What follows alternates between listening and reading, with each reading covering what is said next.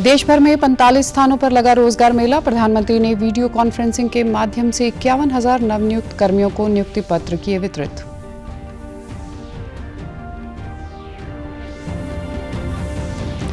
केंद्रीय मंत्री अनुराग सिंह ठाकुर ने मोहाली स्थित IISER में आयोजित रोजगार मेले में नवनियुक्त कर्मियों को सौंपे नियुक्ति पत्र।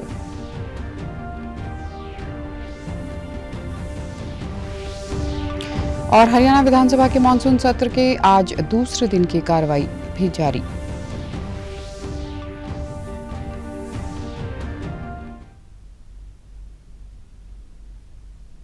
नमस्कार, चंडीगढ़ से आपका स्वागत है। मैं हूं आरजू। अब समाचार विस्तार से।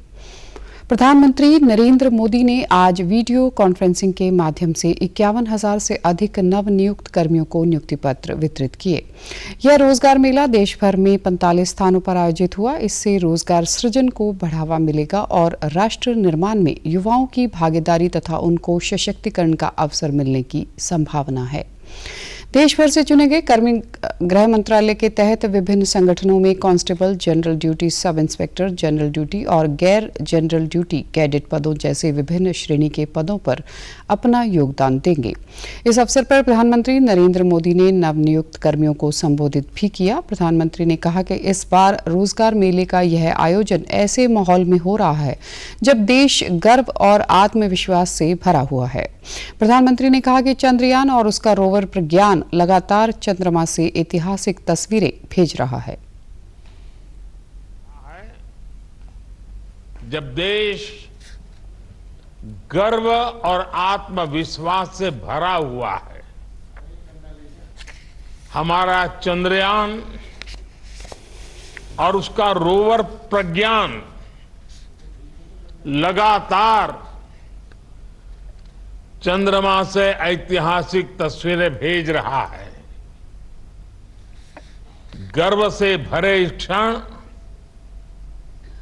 और ऐसे समय में आप अपने जीवन की सबसे महत्वपूर्ण यात्रा शुरू करने जा रहे हैं।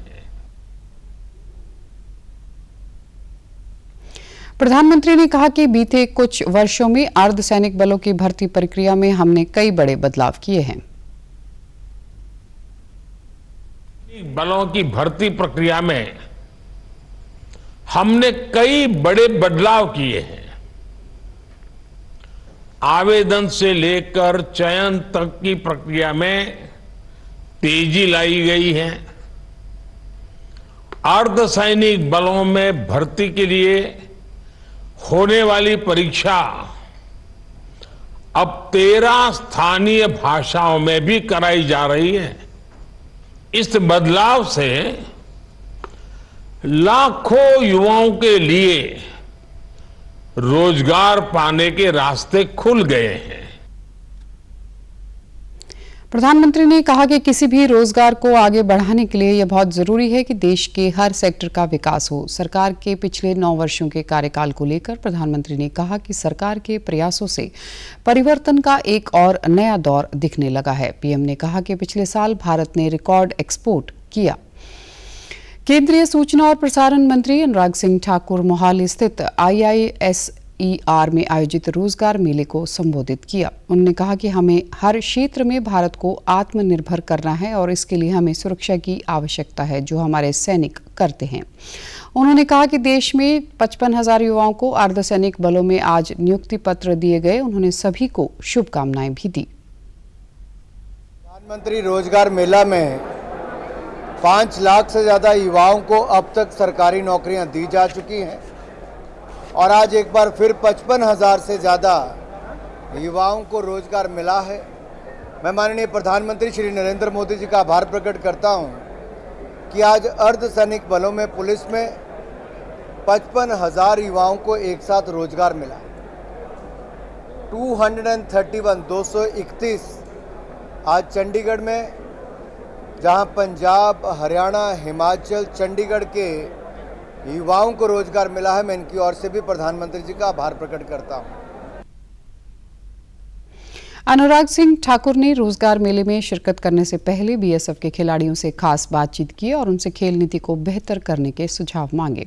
उन्होंने खिलाड़ियों को संबोधित करते हुए कहा कि खेल के क्षेत्र में बीएसएफ के जवानों की बहुत उपलब्धियां हैं। राष्ट्रीय और अंतर्राष्ट्रीय स्तर पर जवानों की उपलब्धियों की प्रशंसा करते हुए उन्होंने कहा कि सेवा में आने के बाद खिलाड़ियों को संतुष्ट न होकर और अधिक उपलब्धियों के लिए प्रयास जारी रखना चाहिए। उन्होंने खेल विकास केंद्र द्वारा किए गए प्रयासों का भी उल्लेख किया।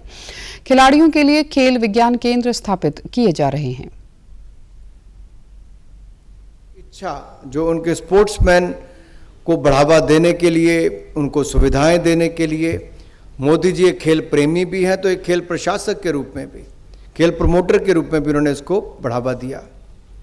बजट 3 गुना ज़्यादा कर दिया, टॉप्स जैसी योजनाओं को लेकर आए, खेलो इंडिया जैसी योजनाओं को लेकर आए और 23 नेशनल सेंटर ऑफ एक्सीलेंस देश में खुलवा दिए।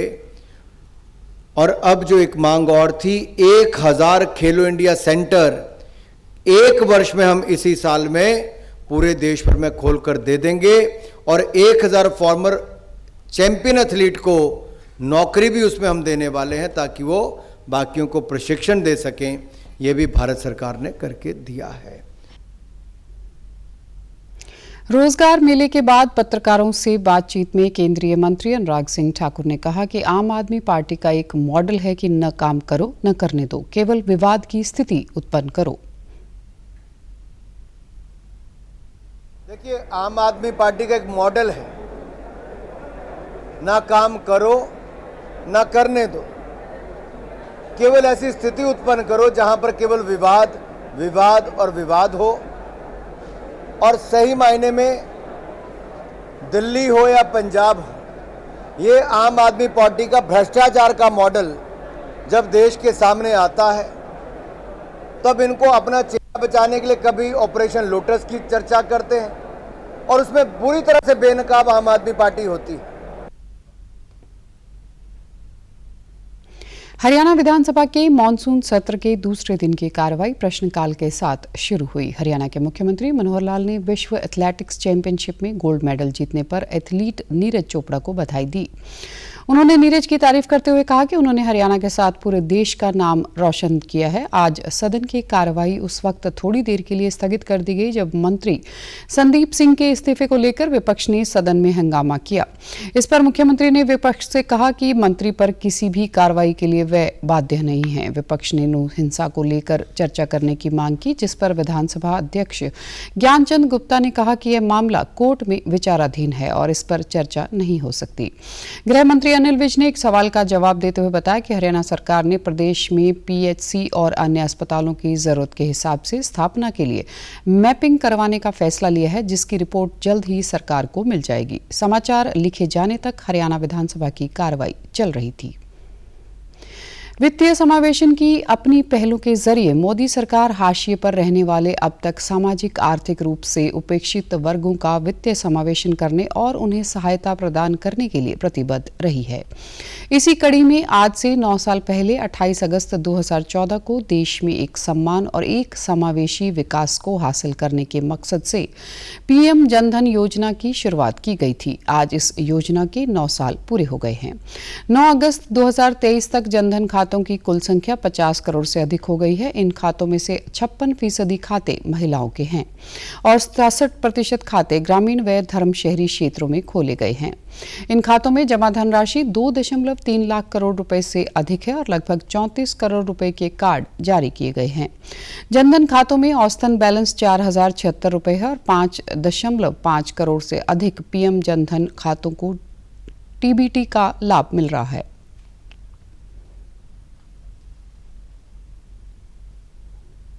कार्य एक कैंपेन के रूप में चलाया गया है माननीय प्रधानमंत्री जी के नेतृत्व में, और जिसमें हमने विभिन्न विभागों को इन्वॉल्व किया। हमारे बैंक की जो ब्रांचें हैं उनका काफ़ी बड़ा इसमें रोल रहा है। जो सेल्फ हेल्प ग्रुप हैं, स्वयं सहायता समूह हैं, उनका काफ़ी बड़ा रोल रहा है।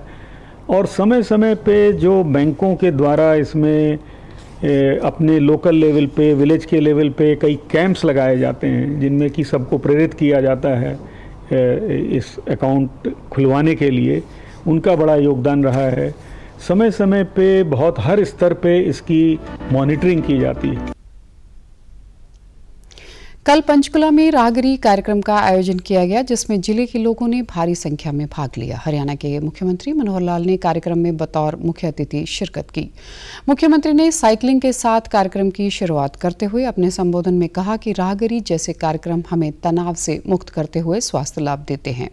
मन स्वस्थ रहेगा तो हर व्यक्ति ठीक रहेगा। मुख्यमंत्री ने कहा कि इसी प्रकार का एक कार्यक्रम साइक्लोथॉन 1 सितंबर से करनाल से आरंभ होगा, जो 25 दिन तक चलेगा। इस कार्यक्रम के तहत साइक्लोथॉन पूरे प्रदेश से गुजरते हुए यमुनानगर में संपन्न होगी। उन्होंने कहा कि राहगिरी कार्यक्रम का थीम इस वर्ष रंग दे बसंती रखा गया है, जिसका उद्देश्य युवाओं में देशभक्ति की भावना को बल देना है। की संख्या में हमारी साइकिलिस्ट हैं, वो साइकिल चला करके संदेश देंगे और संदेश का थीम है नशा मुक्ति, यानी नशे से दूर रहना और मद्यपान से भी दूर रहना, की जो ड्रग्स लोग लेते हैं उससे दूर रहना, जीवन को कैसे स्वच्छ करना। उसमें हमारे जितने डिपार्टमेंट है उनकी भी हिस्सेदारी है, सामाजिक संस्थाओं की भी हिस्सेदारी है, विशेष स्तर पर पुलिस के विभाग की उसमें विशेष हिस्सेदारी है। उनके एंटी नार्कोटिक्स ब्यूरो जो हमारा है उनको भी ये दायित्व सौंपा गया कि समाज को जागरूक कराए और जो इस प्रकार के स्मगलर्स हैं, जो विक्रेता हैं दवाइयों के, उनके खिलाफ कार्रवाई भी करें। तो ऐसा वो कार्यक्रम 1 सितंबर से शुरू होकर करनाल से शुरू होगा, हरियाणा के हर जिला केंद्र पर जाएगा। मुख्यमंत्री ने कहा कि चंद्रयान 3 की दक्षिणी लैंडिंग करने वाला भारत दुनिया का पहला देश बन गया है। इसका श्रेय प्रधानमंत्री नरेंद्र मोदी की सोच और देश के वैज्ञानिकों के महत्वपूर्ण योगदान को जाता है। इस मिशन में हरियाणा का भी योगदान था। साथ ही उन्होंने कहा कि G20 देशों के समूहों की अध्यक्षता करते हुए प्रधानमंत्री ने भारत को एक बार फिर से विश्व गुरु बनाने का संदेश दिया है। इस दौरान सीएम ने स्वयं सहायता समूह की महिलाओं द्वारा लगाई गई प्रदर्शनी का अवलोकन किया और लोगों को नो प्लास्टिक यूज का संदेश भी दिया। भारत के गोल्डन बॉय नीरज चोपड़ा ने एक बार फिर इतिहास रच दिया है। नीरज ने विश्व एथलेटिक्स चैंपियनशिप में स्वर्ण पदक जीत लिया है। बुडापेस्ट में आयोजित हुई इस प्रतियोगिता में नीरज ने दूसरे प्रयास में 88.17 मीटर का थ्रो फेंक कर पहला स्थान हासिल किया। इसी के साथ वो विश्व एथलेटिक्स चैंपियनशिप में स्वर्ण पदक जीतने वाले पहले भारतीय बन गए हैं। विश्व एथलेटिक्स चैंपियनशिप में नीरज का यह दूसरा पदक है। इससे पहले 2022 में उन्होंने रजत पदक जीता था। स्वर्ण जीतने के साथ ही सार्वकालिक सर्वश्रेष्ठ जेवलिन थ्रो में नीरज शामिल हो गए हैं। उनका नाम अब हर बड़ी प्रतियोगिता में स्वर्ण पदक में शामिल हो गया है। क्वालिफाई में शीर्ष पर रहकर वो पहले ही पेरिस ओलंपिक में क्वालिफाई कर चुके हैं। राष्ट्रपति और प्रधानमंत्री ने नीरज चोपड़ा को इस जीत को लेकर बधाई दी है। खेल मंत्री अनुराग सिंह ठाकुर ने नीरज को इस जीत पर बधाई दी है। साथ ही उन्होंने विश्व एथलेटिक्स चैंपियनशिप में हिस्सा लेने वाले खिलाड़ियों की भी प्रशंसा की है। नीरज चोपड़ा को बहुत बधाई और शुभकामनाएं देता हूं। गोल्डन बॉय अगर कहा जाए, और साथ ही साथ एथलेटिक फेडरेशन को भी, जो न केवल एक बल्कि अनेक खिलाड़ियों ने आज अच्छा किया है। पहली बार एथलेटिक्स में 3 हमारे जेवलिन थ्रोअर्स ने शानदार प्रदर्शन किया। जहां नीरज चोपड़ा ने एक और गोल्ड मेडल जीता, वहीं पर 5वीं और 6ठी पोजीशन पर थी। भारत के खिलाड़ियों का आने का अपने आप में खुशी की बात है। विश्व एथलेटिक्स चैंपियनशिप में स्वर्ण पदक जीतने के बाद नीरज चोपड़ा के घर में खुशी का आलम है। नीरज के परिवार के लोगों का कहना है कि नीरज का पदक जीतना देश के लिए गर्व की बात है। देश में धार्मिक असहनशीलता के बढ़ रहे मामलों के मद्देनजर पंजाब के स्कूल शिक्षा मंत्री हरजोत सिंह बैंस द्वारा राज्य के स्कूलों में रोजाना की सुबह की सभा में आपसी भाईचारे संबंधी बच्चों को जागरूक करने के आदेश दिए हैं। उत्तर प्रदेश के एक निजी स्कूल में घटी घटना को दुर्भाग्यपूर्ण करार देते हुए बैंस ने कहा कि इससे देश की एकता और अखंडता को खतरा पैदा होता है।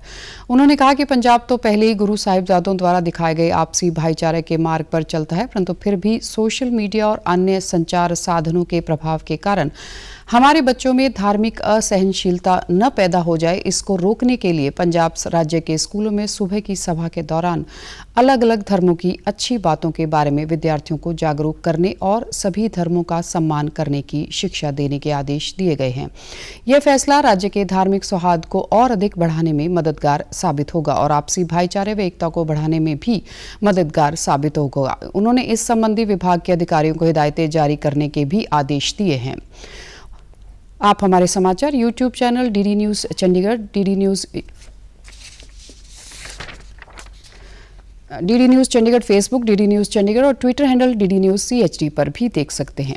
इसी के साथ समाचारों का ये सिलसिला समाप्त होता है। नमस्कार।